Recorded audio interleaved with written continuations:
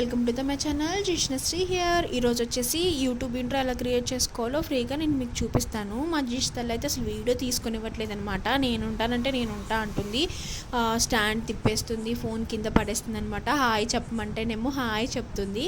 సరే ఇప్పుడైతే మనం వీడియోకి అయితే వెళ్ళిపోదాం అనమాట. క్రోమ్లోకి వెళ్ళి ఫ్రీ ఇంట్రో వీడియో యూట్యూబ్ అని కొడితే మనకి క్యాన్వా అనే ఆప్షన్ వస్తుంది కదా, 4th or 5th ఆప్షన్. దాన్ని అయితే మనం సెలెక్ట్ చేసుకోవాలన్నమాట. దీంట్లో మల్టిపుల్ ఆప్షన్స్ అయితే ఉంటాయి.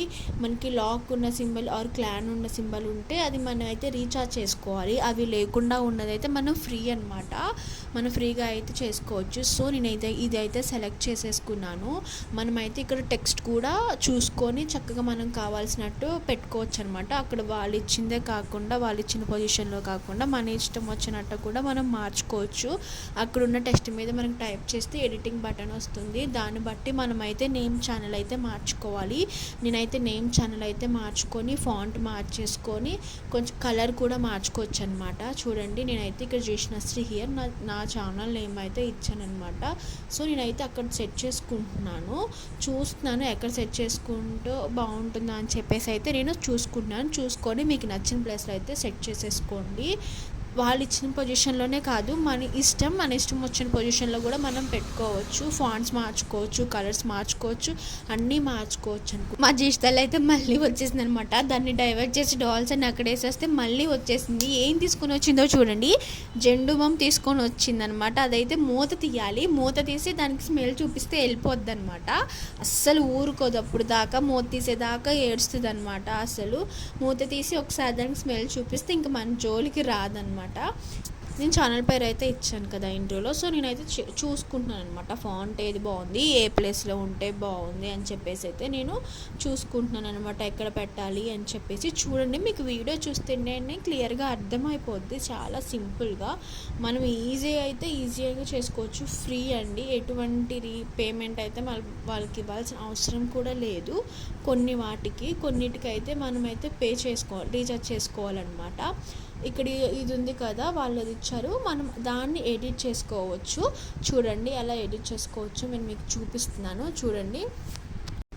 సో ఇక్కడ పక్కన వీడియో కూడా ఉంది కదా, నేను ఆ వీడియోని కూడా ఇప్పుడు మా చింతల్లిది వీడియో అయితే పెట్టాలని అయితే అనుకుంటున్నాను. చూడండి శాస్త్రి బొమ్మ మళ్ళీ ఇచ్చిందనమాట ఓపెన్ చేయమని చెప్పేసి. ఓపెన్ చేయనంటే ఓపెన్ చేయి అని అయితే అంటుందన్నమాట.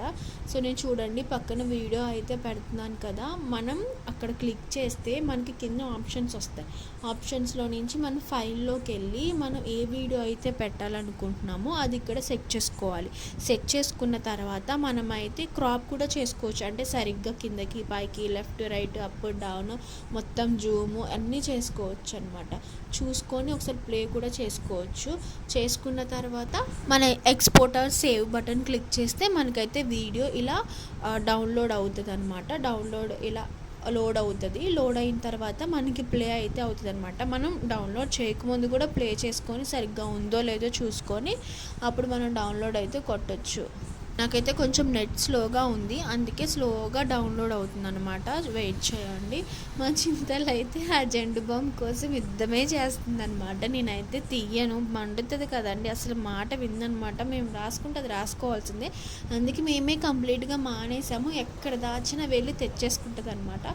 సో మనకి నోటిఫికేషన్ అయితే వచ్చింది కదా, డౌన్లోడ్ అయితే అయిపోయిందని. సో ఇప్పుడైతే ఓపెన్ చేసేసి ఒకసారి ప్లే అయితే చేద్దాం, ఎలా వచ్చిందో రిజల్ట్. చూడండి ఎంత బాగుందో.